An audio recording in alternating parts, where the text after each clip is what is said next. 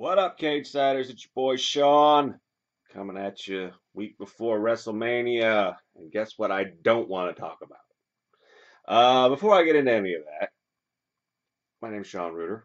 I write for a website called CagesideSeats.com, which I happen to believe is the best damn pro wrestling community on the interwebs. So you should check that out. You're probably watching this from there, so you've already checked it out. But spread the word, whatnot. So CagesideSeats.com. You can find me on Twitter occasionally at S1Rude. And yeah, so follow your boy. Anyway, let's talk about WrestleMania, which I would agree, pretty lackluster build. I'm certainly not attached to it the way I was last year's, where I had bought into the Daniel Bryan story full on. Call me a smart, whatever you want to call me.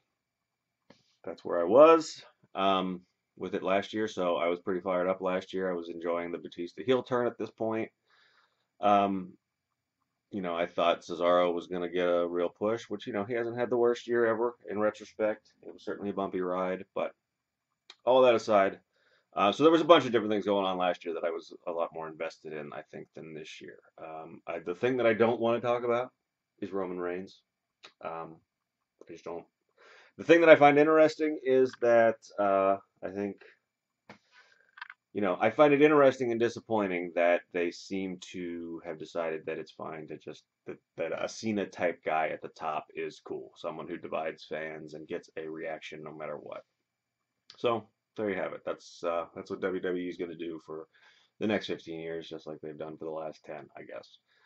And it sells tickets, I guess, and people certainly sure do love to yell at each other about it. So, there you go. That's going to happen. And so I don't want to talk about that. That's what I have to say about that. What I do want to talk about is, I'm excited for Mania. Against my smarkier instincts or snarkier instincts or whatever you want to say it, I watched the first WrestleMania on closed circuit TV with my brother and my grandfather. I get jazzed for it. It's the granddaddy of them all, blah blah blah. So that has started to work its effect on me. It took a little bit longer this year than most, but that's happening. I'm getting a little pumped for Mania, and there's one match on here that out of all of them that I'm most interested in. Turns out, and it surprised even me what match that is. And that match is not the Intercontinental title ladder match, or like I said, it's not Roman Reigns versus Brock Lesnar. I am actually pretty jazzed and very intrigued by the United States Championship match. There you go. I can find all of the usual John Cena problems with this. He has acted a little bit more heelishly than any top babyface ever should, really. He called Lana a hoe, which I'm on record. I mean, I just think it's lazy. I don't like it when he does it. I don't like when Daniel Bryan does it. I don't like when Chris Jericho does it. I kind of like it when The Rock does it because I'm a big fucking mark for Dwayne Johnson. But even then, I mean, he got in 2015. You don't need to do it.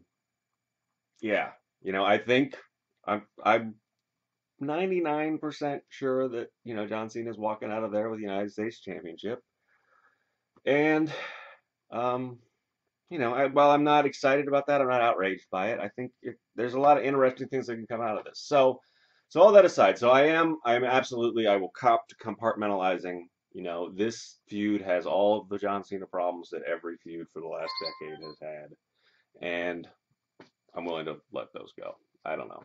I liked his interview with Michael Cole this week. I'll link to that down here if you haven't seen it. I know a lot of people didn't like it, but I thought it did a pretty good job of laying out his case in a little bit of a reality era sense. And it doesn't, it's better than what we have been getting in terms of him kind of slut shaming Lana, and just sort of generally, freedom of speech by power of the fist, kind of jingoistic kind of stuff. But the tone that it struck as far as the patriotic angle that I liked is a lot of the same reason that I'm going to go comic book nerd on you here for a second. A lot of the same reason that Captain America is one of my favorite comic book characters, despite the fact that I'm kind of a lefty, you know, when Matt Roth and I were talking about the Jack Swagger versus Rusev feuds that were going on last year around this time, I was not in favor of those at all. I especially didn't like the quick shift from heel to face for Swagger and Coulter. Um, I thought those were America, fuck yeah, and I wasn't into them. But when you present the red, white, and blue in this way that, it's what the Constitution and the Bill of Rights and the Declaration of Independence aspire to be, as opposed to what they actually are, or how they actually have worked in practice. Um, I fall for that. That works for me every time. So, Captain America, man without a country thing, when the government tries to co-opt him, and I'm there. And so that's the tone that Cena took in his sit down with Michael Cole this week that worked for me. So that's one thing. It's not rocket science, but sometimes pro wrestling doesn't have to be. Um, so that's one piece of it. It's got its flaws, but it appeals to my sense of nostalgia and a type of story that I like. So I'm there. I think Rusev is a fantastic bad guy in the classic pro wrestling sense. Yes, if we do like a critical reading of what he's done, he's kind of not done that much wrong. But again, if you go to somebody else, if you go in front of, if you were an American and you went in front of a group of Russians and ran down Vladimir Putin, you would be a heel, even though you might be making great points about human rights. So that's the way this game works. I'm down with that. I think both of them, I think they've got pretty good chemistry in the ring. I think they could deliver a great match. I said it. I think these two, probably a lot of people might not admit it. I don't know. Maybe they will. But I think they have the potential to deliver a show-stealing type performance here. Rusev is, Cena says it himself in the interview this week. He's a 300-pounder that moves like a 180-pounder and hits like a 400-pounder. It's a great line. Putting over his opponent. Something we don't give Cena credit for a lot. So I think, and John brings his A game to some of these things, and he often brings his A game to these kind of feuds. These kind of like, this guy could be the next level. Even though I hated how the Bray Wyatt feud played out, it didn't get bad until they sent the whole family to lose a 3-on-1 match to Cena in the summer. And they delivered some really good matches throughout the heart of the feud. And I liked the Fastlane match with Cena and Rusev. I probably wouldn't have booked that one to happen yet. I think that one probably should have happened at Mania, but they want I think that's the other reason why we all think that Cena's going over, because they want this big, America fuck yeah moment in Santa Clara next weekend. But I think they can deliver a great match.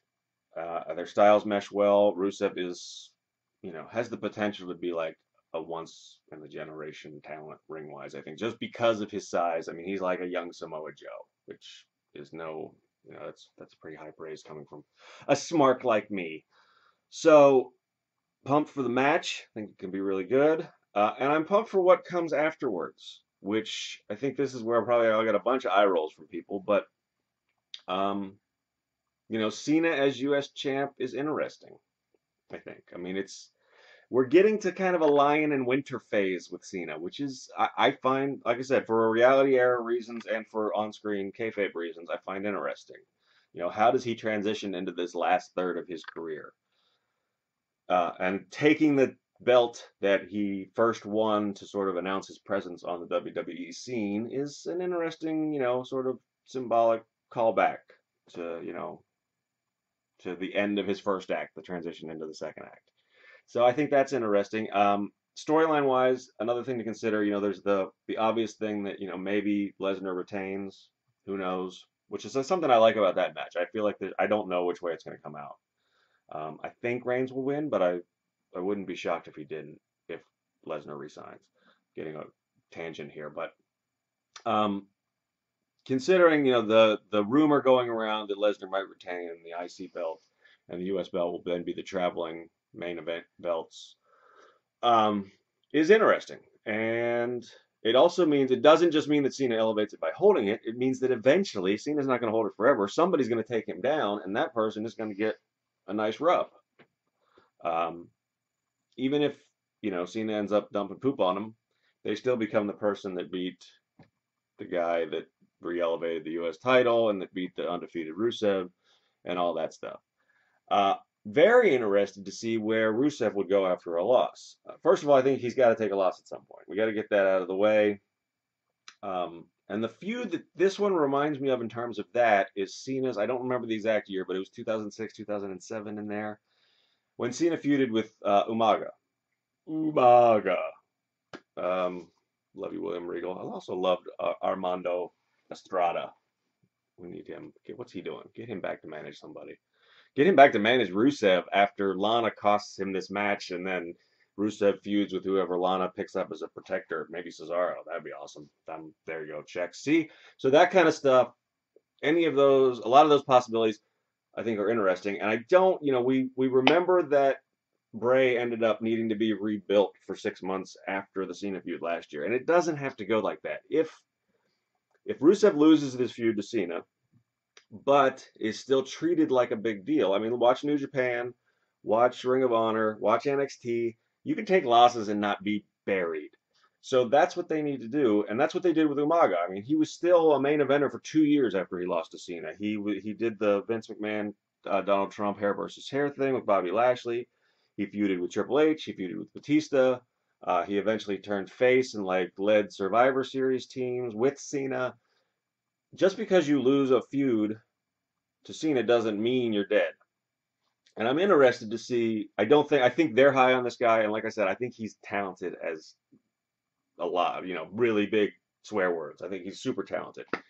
So I don't think they have any interest in burying him. I don't think they're even going to play around with it. I don't think he's going to get sent out. I don't know what the thing with the Wyatts was last year. Whatever rumor, Vince didn't get them, so they got squashed and they broke up the family. I mean, it's still a problem. But Bray is not the athletic talent that Rusev is. He's a phenomenal talker, but he needs help in the ring, I think, still. I mean, he's talented, but I think Rusev is a guy that can carry matches, whereas I don't think Wyatt is that. So I don't think that they're going to screw him up in the same way. So I'm interested to see what he does with the burden of the undefeated streak off of him. Maybe he's chasing the IC belt. I would, he should, maybe not right away, but after winning a couple of mid card feuds, he could go against Reigns or Lesnar, whoever wins that WWE belt. That would be great. So I think, you know, while it has its problems aren't unique. If you're watching WWE, you're used to Cena not being the cleanest cut good guy that they make him out to be. You're used to some bullying from faces. You're used to some sexism from faces. So that's not unique to this. And if you look past that, the build hasn't been bad. It's been an old school feeling build like that. The match should be great. And I think even with the foregone conclusion that we all have that Cena's coming out of this with the belt as the winner, I think both guys go on to interesting places and to places that are good for the business and for fans and create a lot of interesting things. So that is why John Cena versus Rusev for the United States Championship at WrestleMania 31 is my pick to click. So yeah, that's the one I'm most excited about. I'm sure we'll talk more about all things Mania and a lot about Roman Reigns until we're all sick of it over the next week or so, probably next 2 weeks, because then we'll have to dissect it after it happens. And so look for that, cagesideseats.com, your spot for all that's hot. Look at me making up catchphrases. If you don't like them, you know what to do.